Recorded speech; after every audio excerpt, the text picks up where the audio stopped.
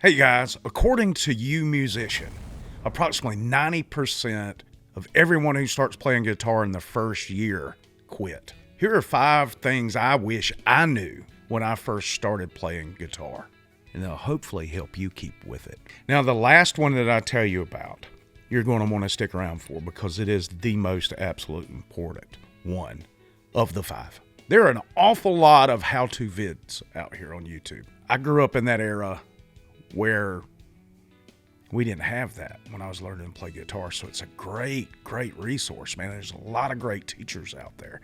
Problem is, it's all willy-nilly. It's a little bit here and there, a little bit here and there, and there's no organization to it. So what I hope to do is help you find some linearness, find a path, find a straight line to learning how to play your instruments. Now, I've been a musician a long time.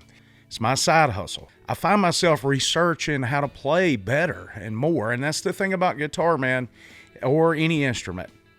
There is no destination. It's the journey. Number 5,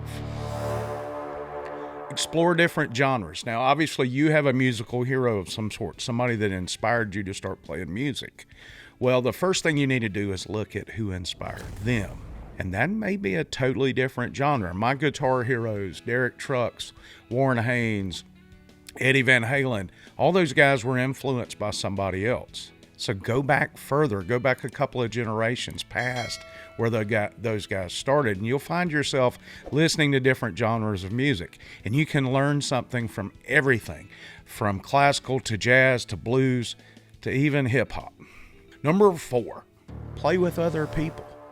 Like I said earlier, we're all on a different journey. We're all at different levels.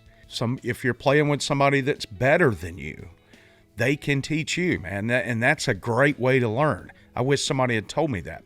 One of the things about musicians is they are so competitive. This isn't the Olympics, dude. This is learning. This is getting better at that craft.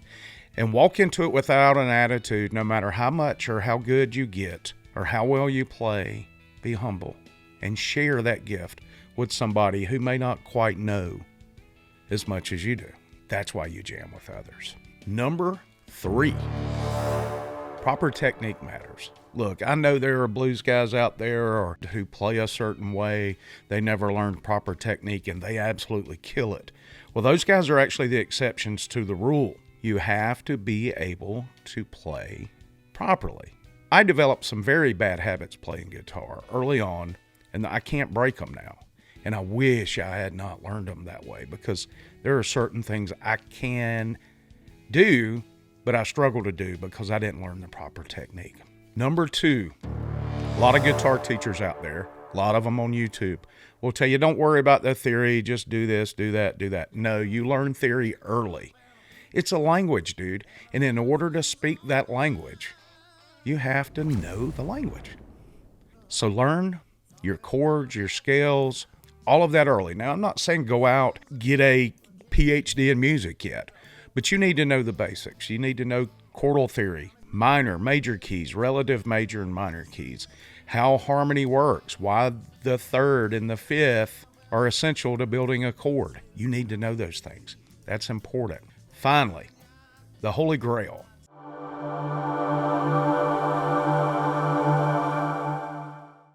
The most important thing, the thing that you've held on for, practice patience and consistency.